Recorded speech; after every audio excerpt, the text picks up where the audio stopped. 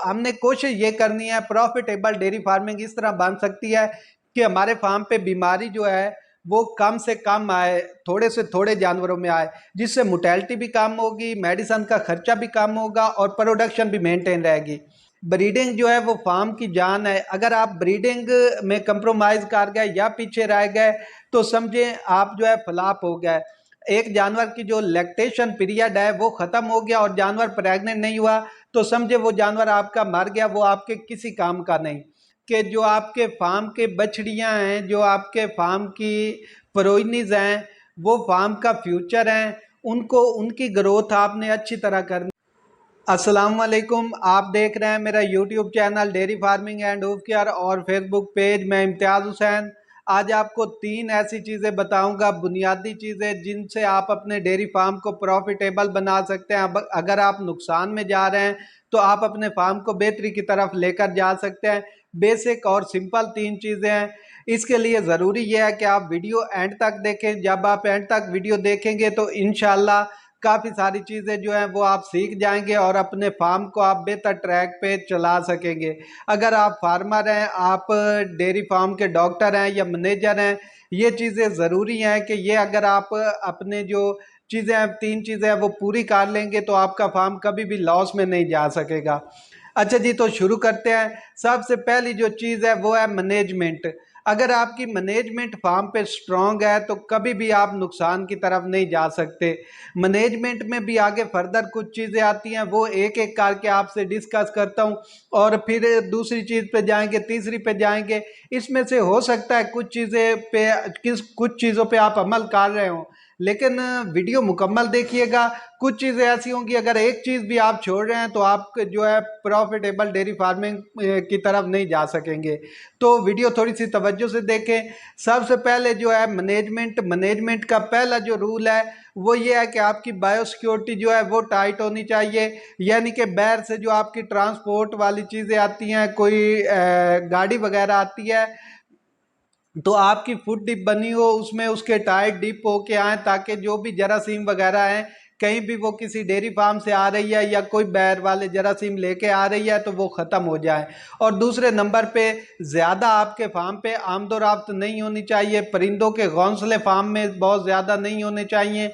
और उसके अलावा जो बंदे आ रहे हैं उनको भी डिसइंफेक्टेंट स्प्रे उनके हाथों पे, पाँव में, और उनके जो पाँव हैं वो चूने में डिप करें और चूने की डिप बनाएं या वैसे फार्मालीन की डिप बनाएं आप, जिस तरह के डेयरी फार्म्स में मोस्टली होता है। तो उसके बाद सेकंड जो है, आप अपना शेड बनाते वक्त ये इस चीज़ को मनूज़ खातिर रखें कि आपका शेड जो है वो हवादार हो, खुला हो। और दूसरे नंबर पे जो ज़रूरी चीज़ है कि आप अपने जानवरों को खुला रखें बजाय के बांधने के। जो रवायती तरीका जिसमें जानवरों को बांध के पालते हैं, उसकी निस्बत अगर जानवरों को खुला रखा जाए तो खुला रहने वाले जानवर ज़्यादा प्रोडक्शन देते हैं, ज़्यादा अच्छे तरीके से ग्रोथ करते हैं। उसके बाद जो आपसे बात करनी है वो ये है कि जानवरों के आगे 24 घंटे साफ सुथरा पानी जो है वो अवेलेबल होना चाहिए। चाहे जब जानवर की मर्जी करे वो पानी पिए। जो जानवर बांधा हुआ होता है, जिसको 2 टाइम पानी पिलाते हैं, उसकी निस्बत जो जानवर खुला है, जो 24 घंटे में जब उसकी मर्जी करे वो पानी पिए, वो देखा गया है कि वो बेहतर परफॉर्म करता है। उसके साथ अगली चीज़ है खुराक। खुराक जो है वो टाइम पे जानवर को जा रही हो, मुतवाज़न खुराक जा रही हो, और उसमें जो सारी इंग्रेडिएंट हैं, प्रीमिक्सेस हैं, वो जा रहे हों। फॉर एग्जांपल, मुतवाज़न खुराक किसे कहते हैं? मुतवाज़न खुराक एक मुकम्मल खुराक को कहते हैं जिसमें आपका प्रोटीन का सोर्स, एनर्जी का सोर्स, उसके अलावा मिनरल्स, कैल्शियम और विटामिन्स, और इसके अलावा जो कार्बोहाइड्रेट्स हैं वो अच्छी खासी मिकदार में हो।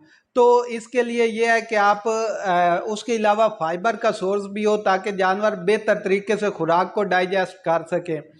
तो इसमें यह है कि आप कोशिश करें कि जो आप सब चारा इस्तेमाल कर रहे हैं उसकी जगह आप साइलेज पे आ जाएं। साइलेज से ये होगा कि एक तो उसकी मिकदार कम इस्तेमाल होती है, दूसरा आप अपने खेत से काट के उसको रख सकते हैं, खेत भी खाली हो जाएगा। और उसके साथ साथ जो है आपके पास फसल पड़ी होगी, बारिश होती है, मौसम ख़राब होता है, आप जो साइलेज बनाया वो उठा के अपने जानवरों को डाल सकते हैं। तो इससे अगली चीज़ पे चलते हैं। अगली चीज़ है, जब आपके जानवरों की मिल्किंग हो रही हो तो उस पे आपने बड़े गौर से तवज्जो से उसकी सुपरविजन करनी है, या फिर जो मिल्कर है चाहे हाथ से मिल्किंग हो रही है चाहे फिर मशीनों के ज़रिए हो रही है, साफ सुथरे तरीके से परी डीप लगानी है। यानी कि जब जानवर आए मिल्किंग की तरफ तो उनके जो थन है हवाना है उसको अच्छी तरह डिसइंफेक्टेंट किसी स्प्रे वगैरह या पानी में डिटॉल मिला के या किसी अच्छे तरीके से उसको साफ करना है। मट्टी वगैरह हटा देनी है, अगर लगी हुई है तनों पे तो साफ करके फिर चुआई शुरू करनी है। और जब चुआई ख़त्म हो जाए तो उसमें आपने डिप लगानी है, जो डिसइंफेक्टेंट सोल्यूशन है वो लगाना है, वो बाज़ार से आपको मिल जाता है, ताकि यह है कि आपके जानवरों में मिस्टाइटस ना आए। अगर आप चुआई अच्छे तरीके से कर रहे हैं, टाइम पे चुआई कर रहे हैं, मसलन आपका टाइम है चुआई का सुबह 8 बजे का, तो इसका मतलब है सुबह 8 बजे ही आपकी चुआई हो। इसी तरह दोपहर को आप चुआई 4 बजे करते हैं तो 4 बजे ही होनी चाहिए, जो आपकी टाइमिंग बनी हुई है उससे लेट ना हो। तो इस तरह आपके जानवरों में बीमारी जो मिस्टाइटस है, हवाने की सोजिश, साड़ू है, वो कम से कम आएगा।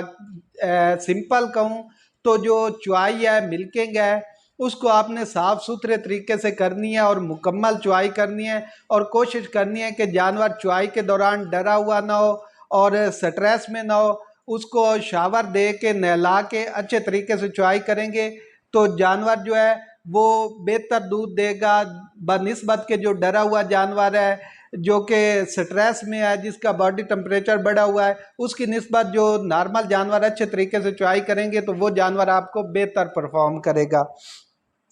अच्छा, मैनेजमेंट में जो अगली चीज़ आती है वो है वैक्सीनेशन। वैक्सीनेशन शेड्यूल पे कभी भी कंप्रोमाइज़ ना करें। मैक्सिमम अगर मैं एक एस्टिमेट लगाऊं, क्योंकि मैं भी पिछले 5-6 साल से डेयरी फार्म्स पे, मुख्तलिफ डेयरी फार्म्स पे काम कर रहा हूं, तो मेरा अंदाज़ा ये है कि 2500 से 3000 रुपया पर जानवर एक साल में वैक्सीनेशन का खर्च होता है। तो इसकी निस्बत अगर जानवर बीमार हो जाए तो उसकी प्रोडक्शन भी डाउन हो जाती है और उसके साथ साथ मोर्टेलिटी के चांसेस भी होते हैं और मेडिसन का खर्चा भी एक्स्ट्रा हो जाता है। तो हमने कोशिश ये करनी है, प्रॉफिटेबल डेयरी फार्मिंग इस तरह बन सकती है कि हमारे फार्म पे बीमारी जो है वो कम से कम आए, थोड़े से थोड़े जानवरों में आए, जिससे मोर्टेलिटी भी कम होगी, मेडिसन का खर्चा भी कम होगा और प्रोडक्शन भी मेंटेन रहेगी। तो वैक्सीनेशन शेड्यूल पे, वैक्सीनेशन पे मेरी वीडियोज़ हैं, आप जाके मेरे चैनल पे विज़िट कर सकते हैं, देख सकते हैं। और फेसबुक पेज पे भी वैक्सीनेशन के हवाले से मेरी वीडियो पड़ी हैं, वो जाके आप देख सकते हैं।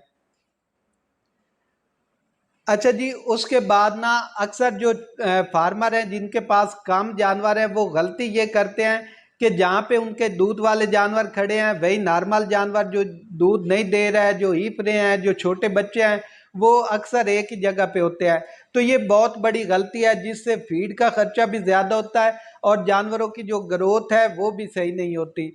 तो होना ये चाहिए कि जो आपके एलीट क्लास जानवर हैं, जो अच्छी प्रोडक्शन दे रहे हैं, उनको आप अलहदा रखें।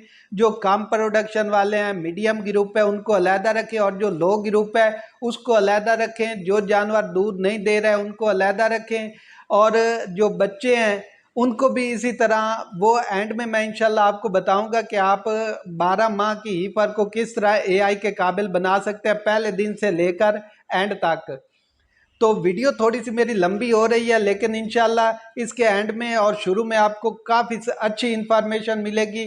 इनमें से अगर कोई एक भी आप गलती कर रहे हैं तो वो गलती आप ख़त्म कर देंगे तो आपका फार्म जो है वो प्रॉफिटेबल बन जाएगा, प्रॉफिटेबल डेयरी फार्मिंग की तरफ चला जाएगा। अच्छा जी, उसके बाद जो अगली चीज़ है ग्रुपिंग से अगली चीज़ जो है मैनेजमेंट में, वो अगर आपके पास ज़राई रकबा है तो उस पर आप कोशिश करें मकई लगाएं और उस मकई का आप साइलेज बनाकर अपने जानवरों में इस्तेमाल करें। उससे आपकी जो कॉस्ट है वो कम होगी।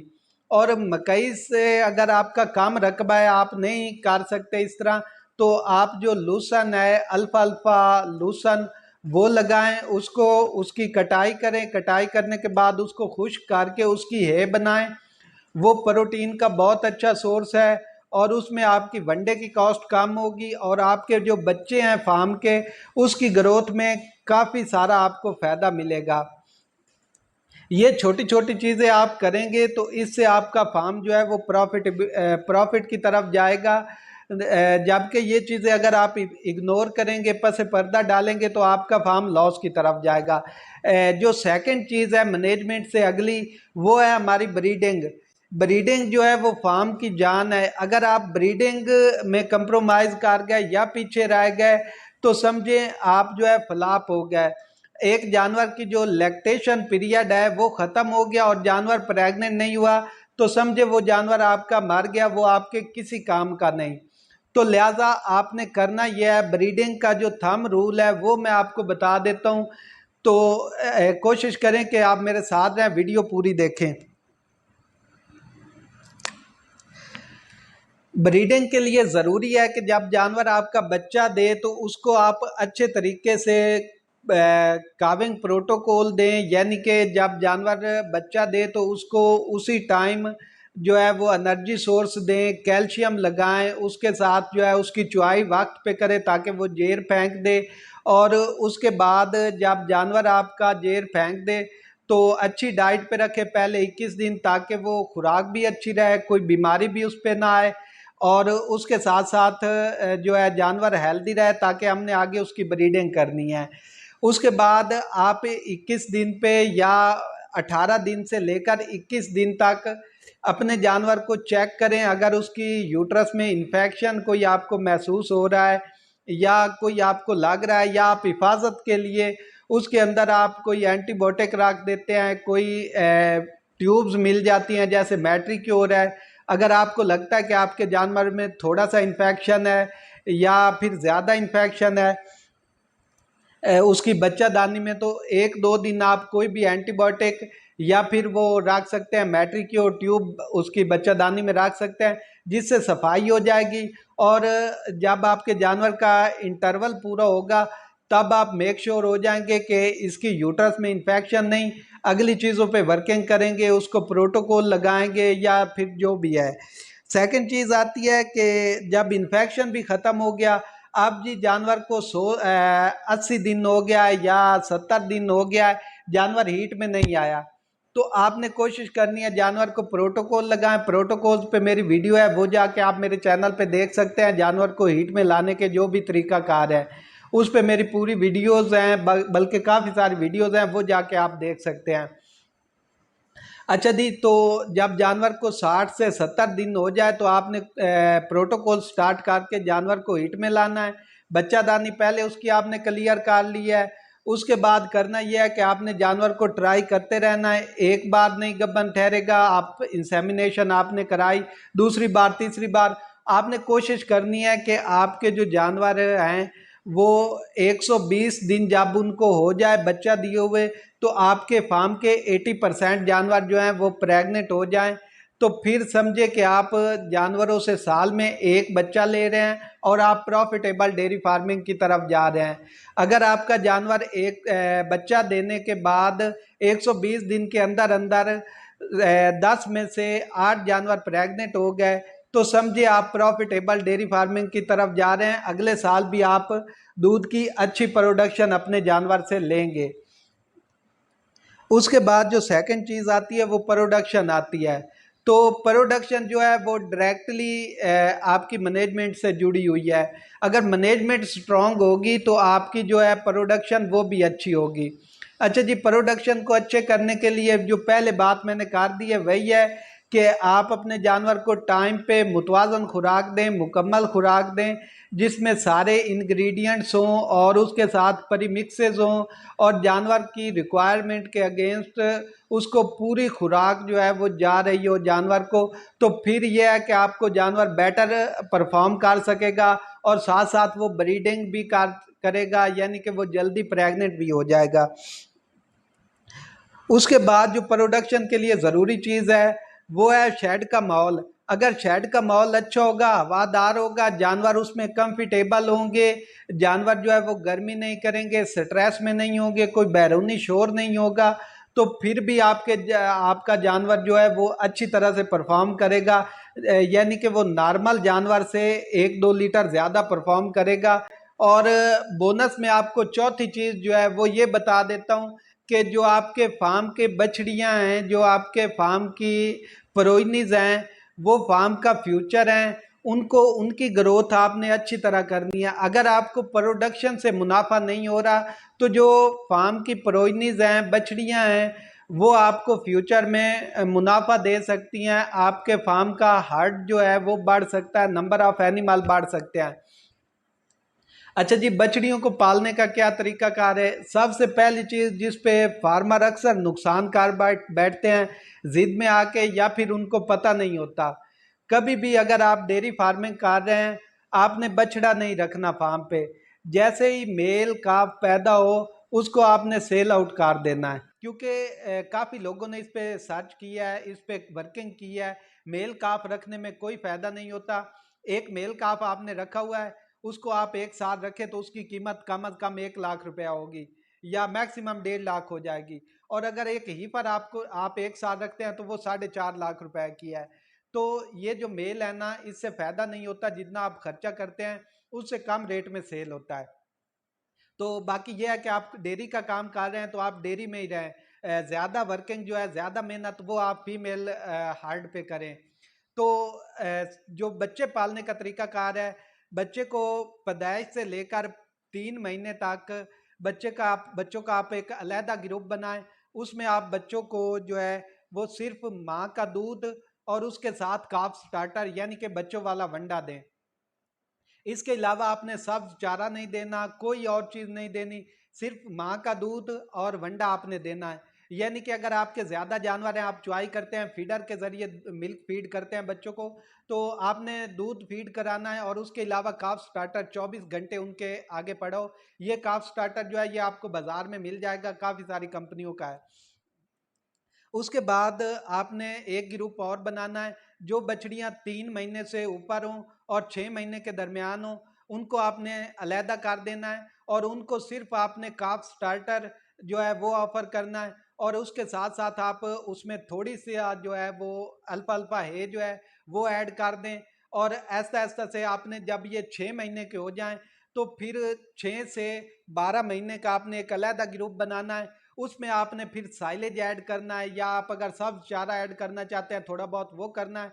तो उस वक्त जो है आपने साइलेज, तूड़ी या अल्फा अल्फा है, और उसके साथ आपने जो है बंडा, ये और मिनरल मिक्सचर और ये सारी चीज़ें अपने जो फार्म के काफ्स हैं, फीमेल काफ्स हैं, उनको हीफर्स हैं, उनको ये करना है। तो इस तरह अगर आप बच्चों को पालेंगे तो ये है कि आपकी जो बछड़ियां हैं वो तकरीबन 12 महीने 13 महीने में इंसेमिनेट हो जाएंगी, उनकी एआई हो जाएगी, और उसके बाद वो जो है वो प्रेग्नेंट भी हो जाएंगी।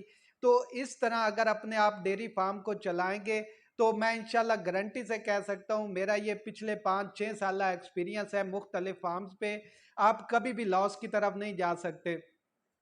शॉर्टकट बता देता हूँ। सबसे पहले जो है मैनेजमेंट स्ट्रांग होगी, उसके साथ आपकी ब्रीडिंग स्ट्रांग होगी, उसके साथ आप प्रोडक्शन अच्छी ले रहे हैं, और सेकंड आप अपने फार्म की जो फीमेल्स हैं, जो बछड़ियां हीफ रहे हैं, वो अच्छे तरीके से पाल रहे हैं, तो आप कभी भी फार्म में नाकाम नहीं हो सकते। तो उम्मीद है आपको समझ आ गई होगी। अगर अभी तक आपने मेरे चैनल को सब्सक्राइब नहीं किया और फेसबुक पेज को फॉलो नहीं किया तो फॉलो कर लें। और अगली वीडियो तक मुझे इजाज़त दें। अल्लाह हाफिज़।